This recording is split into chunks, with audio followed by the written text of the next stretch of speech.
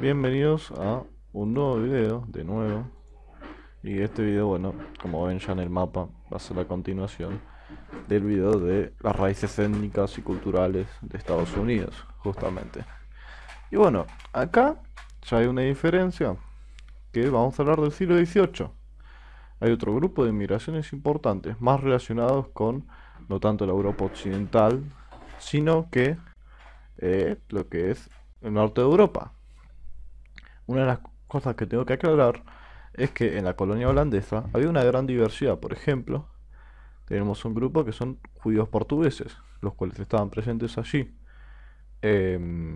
Otros grupos como baptistas holandeses que estaban allí, también anabaptistas holandeses. Por otro lado, también inmigraron un grupo de italianos protestantes, que pondré un nombre aquí, que no recuerdo el nombre cómo se llamaban, que eran calvinistas. Fueron parte de la Iglesia Católica por mucho tiempo, luego se separaron.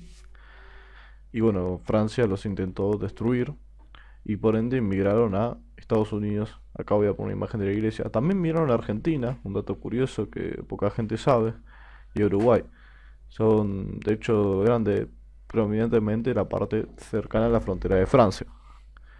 Si es que tengo una imagen aquí, voy a mostrar alguna de las iglesias que tiene. Em, y bueno, básicamente esas dos migraciones me olvidé de mencionar.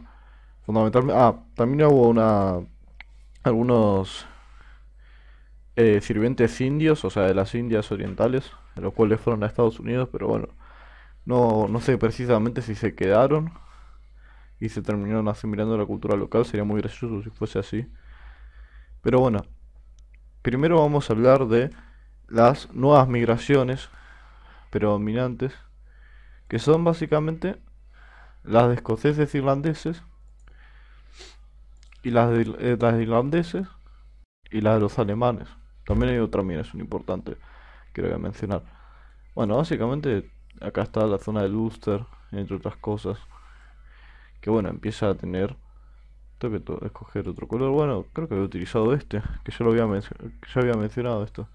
Bueno, la zona del Ulster escocés, que es... Bueno, no, esto era Escocia en sí. Bueno, la identidad escocesa y la identidad del Ulster escocés son dos identidades distintas en Estados Unidos. Voy a mostrar algunos datos acá. Ambas son presbiterianas igual en base, pero una es está más difundida que la otra. Por ejemplo, es mucho más común encontrar gente que se siente identificado como la identidad de escocés irlandés que la de escocés únicamente. Así que bueno, se sigue cementando esa propiedad de nación calvinista en un inicio de la historia estadounidense. Por otro lado, eh, otra inmigración relevante, que es la de los irlandeses católicos comunes. Se me entiende, irlandeses del pueblo, muy poquitos, pero ya empieza a haber un mínimo de inmigración que después se vuelve masiva en el siglo XIX, finales del siglo XVIII y todo lo que es el siglo XIX, predominantemente la costa este por acá. Y justamente era por un tema de que, primero que estaban siendo desplazados en lo que era su propio hogar, y segundo, si bien Estados Unidos tiene una política medio hostil hacia los católicos, las colonias, hay algunos que pudieron entrar y que bueno, están aquí desde hace muchísimo tiempo. Bueno, bueno, ya conocemos la doctrina católica. Una cosa de los presbiterianos es que tiene una organización entre media entre lo que es congregacionalista y... eh, ¿cómo se llama esto? Congregacionalista y episcopal, básicamente, es como un punto medio. Y la fundó John Knox, justamente, que era un escocés.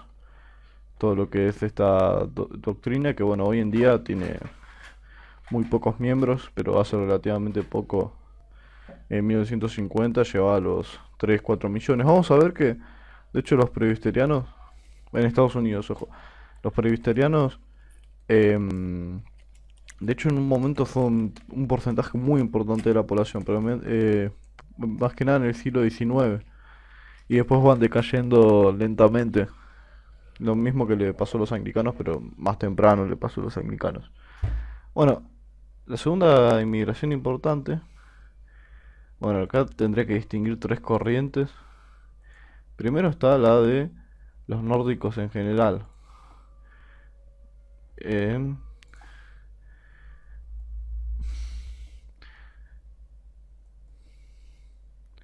todo lo que es esta zona. Bueno, los nórdicos se van a asentar más que nada en todo lo que es cerca de la zona. Ah, hay una colonia sueca en Delaware, justamente. Me olvidé de mencionarlo, en el 1638 una colonia sueca de Delaware, que si mal no recuerdo es vendida o conquistada por Inglaterra. Pero bueno, predominantemente en este momento se asientan por acá. Después ahora voy a mostrar un mapa de la ascendencia escandinava que después se mueve muchísimo más al oeste. Em, y bueno, la mayoría eran luteranos normales. Pero después tenemos un grupo muy curioso, que son los pietistas. ¿Qué tienen los pietistas? Los pietistas son un grupo muy particular, histórico, porque, bueno, se asientan en el mismo lugar, más o menos, no hay tanta diferencia. Los pietistas tienen una doctrina similar a los luteranos, solo que adhieren a algunos principios calvinistas también, como la adherencia de los santos. No lo expliqué en el video anterior. La adherencia de los santos se basa en el pensamiento de que una persona de la cual haya sido elegido por Dios, en el caso de los pietistas es más... ahora voy a explicar. Que alguien que haya sido elegido por Dios nunca va a abandonar la fe.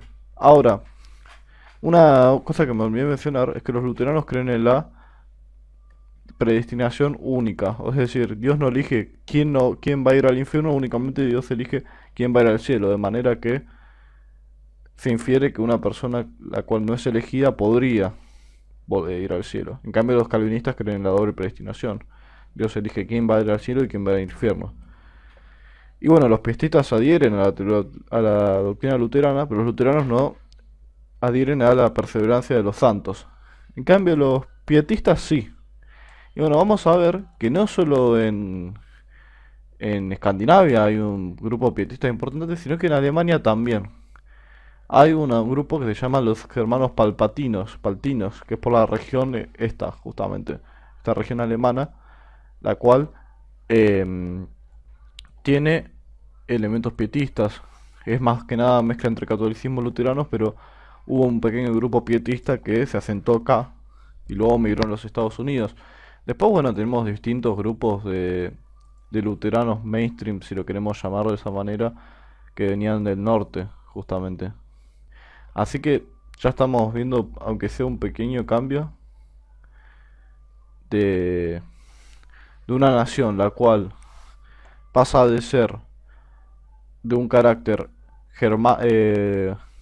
británico, francés, Benelux, una cosa así, a extenderse por lo que es Alemania y el Escandinavia.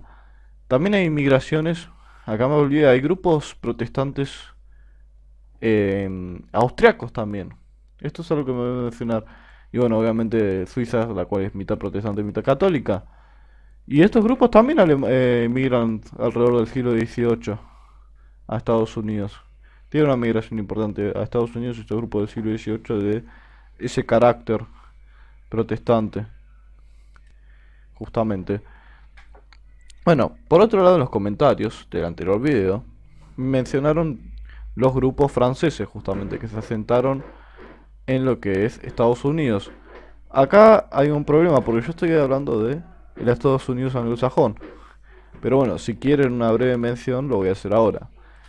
Los Cajún, que fue uno de los grupos que este chico me mencionó, son un grupo que venía de Francia, que en la cultura actual estadounidense, por alrededor de acá, más que nada, en la península más que nada, en la ciudad de Nueva Orlando, era un grupo que, bueno, venía de todos los alrededores de Francia.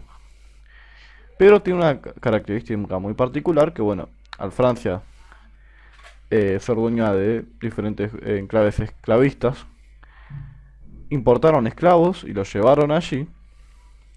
Y estos esclavos se mezclaron con la población local. Entonces es uno de los únicos lugares donde hay una población mulata importante. Y de hecho se habla un lenguaje criollo, justamente, como en Haití.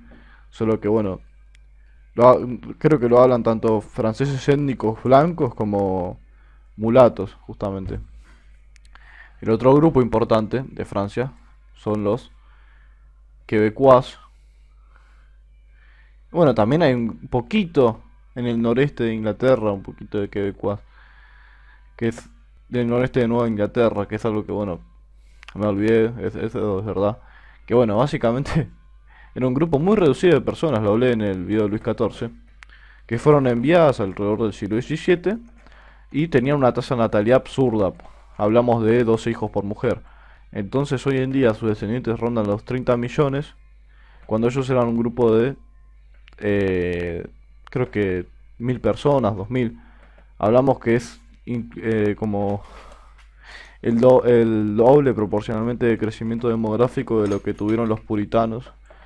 Y ellos tuvieron migración constante, ¿se me entiende? De hecho tienen algunas infecciones, cosas similares únicas, eh, los, los quebecuas, como iba mencionando. Y bueno, de hecho, ahora que mencioné las diferentes migraciones que hubo en este momento. Ah, bueno, no voy a puntuar la migración de los italianos protestantes en este momento porque me parece irrelevante. No hay migraciones en Medio Oriente todavía. Esto parece que esperar más al siglo XIX justamente.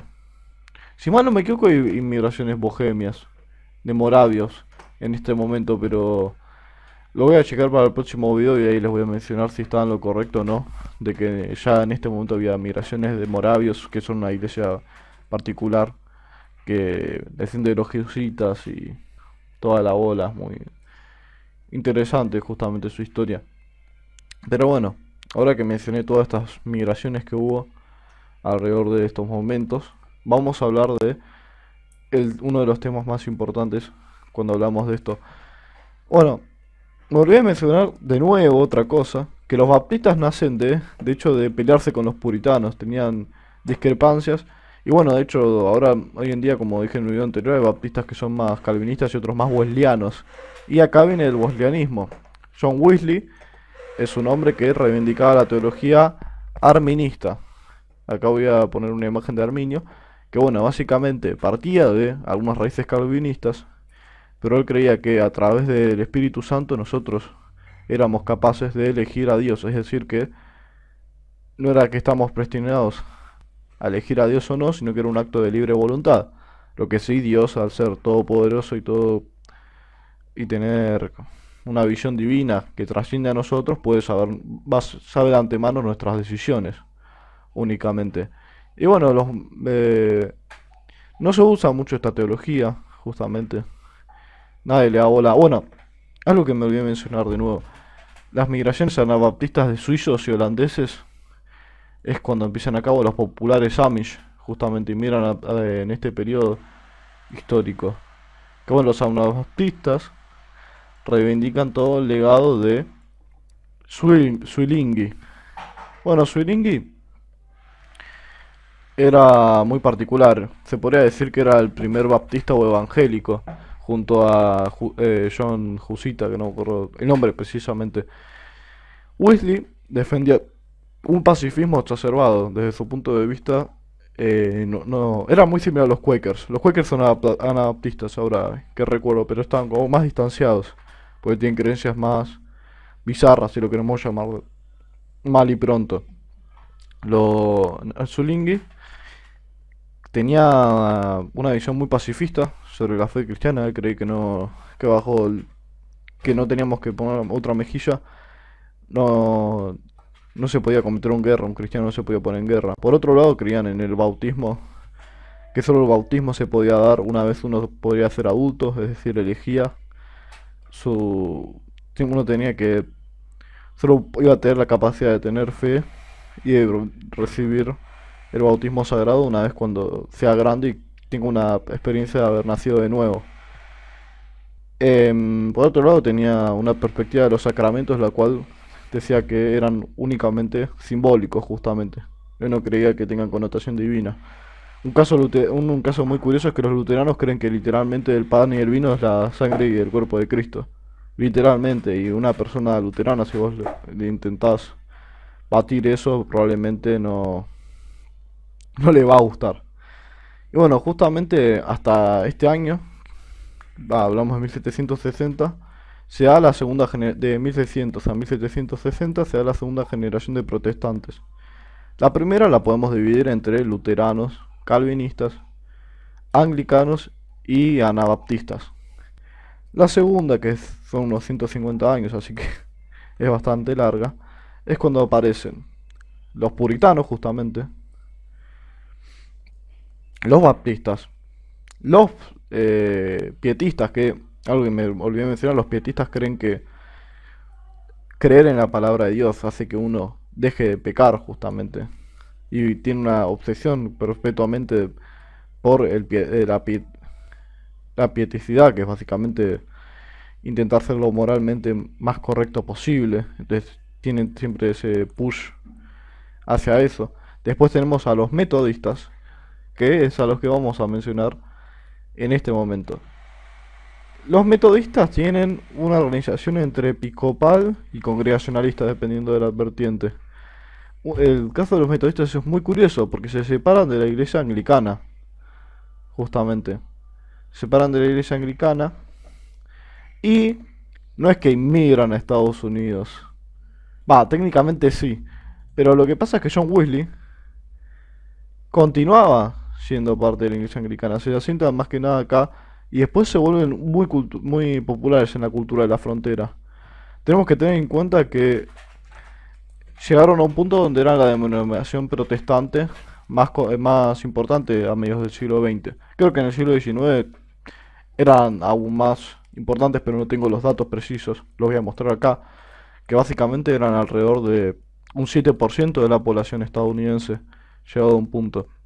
Y más que nada en la frontera, en toda la cultura de el Midwest, justamente donde se asentan también los alemanes, luteranos y católicos. Así que hay como toda esa convergencia de otra fe y los Quakers, que es donde justamente nace ese capitalismo industrial fuerte, porque en Nueva Inglaterra también hay cierto capitalismo industrial, pero reemplazado por toda esa visión de la educación tan extremada que tenían los puritanos. Lo que pasa con Weasley es que empieza siendo como una organización dentro de lo que es el anglicanismo, donde se reivindica un método de adoración más importante, más inmersivo, justamente por el hecho de que él creía que estaba decayendo un poco la intelectualidad dentro de la iglesia anglicana, pero luego de que va junto a un barco de moravios hacia los Estados Unidos a prorrogar en Georgia, que Georgia es la nueva colonia fundada, es de las últimas que se fundan. Voy a poner esto acá más o menos, Georgia está alrededor de acá. Bueno, como los anabaptistas y los quakers, los metodistas, una característica es que son muy antiesclavistas y tienen una red de solidaridad social muy importante. John Wesley valoraba mucho lo que era la solidaridad social. Como iba diciendo, migra a Georgia y se da cuenta de que él no estaba teniendo una despertar espiritual, no estaba sintiendo a Dios del todo. Entonces, como empieza a prorrogar y va profundizando en creencias arministas y genera básicamente el metodismo, que bueno, justamente tiene esas creencias ¿cómo se llama esto? Bueno, arministas, más algo muy interesante, que es que los metodistas también creen en la perfección cristiana. Lo que ellos creen es que una vez uno se acerca tanto a Jesús, va a dejar de pecar conscientemente. Es decir, bueno, puede seguir teniendo pecados inconscientes, pero va a dejar de pecar conscientemente. Bueno, al principio en la vida de John Wesley esto no se separa de la iglesia anglicana. Pero por problemas que tuvo su hermano, que es el que luego sigue con la organización en punta, es que la iglesia anglicana y la iglesia metodista se divorcian justamente, dejan de estar unidas. Y bueno, la iglesia metodista va a ser muy importante. Es la primera separación del anglicanismo y después nace el pentecostalismo en base a la iglesia puritana, digo, la iglesia metodista. Otra separación importante que esta se va de Estados Unidos es la de eh, los universalistas y los puritanos y de la unión de Cristo, si mal no recuerdo, y los puritanos. Bueno, son dos iglesias que se despegan de la iglesia congregacionalista. Unas creen en el universalismo cristiano, es decir que todos los cristianos, digo, todas las religiones llevan a Cristo y por lo tanto, pues dejan entrar todas las iglesias dejan de entrar a cualquier persona, su iglesia no, pero no tienen unas visiones muy, si la queremos llamar, eh, conservadoras. Es que hay como un golpe liberal en lo que es los congregacionalistas, que después, bueno, ahora los congregacionalistas irónicamente son la iglesia más liberal de lo que es Estados Unidos, en el sentido de lo cultural, más progresista si lo queremos adaptar a términos europeos y latinoamericanos. Entonces, todo lo que es esta cultura de que era muy conservadora tiene como esa backlash, como les suelen decir los anglosajones, como ese golpe detrás.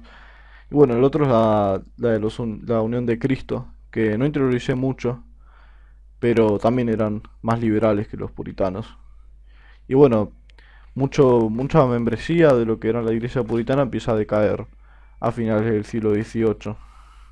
Y otro caso curioso es con los anglicanos. Los anglicanos también, a partir de la guerra contra el Reino Unido, es como que ya no se siente identificado diciendo la corona, que igual se separa, deja de tributar a la Unión Anglicana, pero sigue siendo asociado con ese viejo dinero, con esas relaciones con Reino Unido, se empieza a abandonar justamente por otras opciones.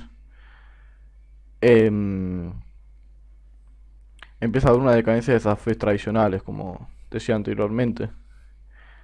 Y bueno, justamente hay ese choque, si lo queremos llamar así, de los puritanos con sus antecesores y lo mismo, digo, con sus iglesias descendientes y los anglicanos. Hay como esa decadencia religiosa. Después, unos como 50 años después del primer gran despertar, hay que tener que los otros grandes despertores son de transición de una cosa hacia otra acá. Si bien aparecen nuevas cosas, como dije anteriormente, en realidad solo era fue validación de las fe tradicionales, es decir, no perdieron en porcentaje de la población, las fe tradicionales no se vieron tan afectadas, que después las fe nuevas que fueron apareciendo lentamente los van destituyendo, justamente.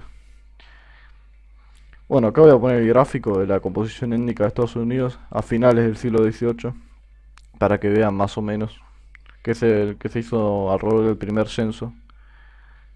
Y bueno, en resumidas cuentas, es esto todo lo que les quería decir, todas las movidas religiosas y étnicas que hay alrededor del siglo XVIII. Espero que les haya gustado el video y chau chau.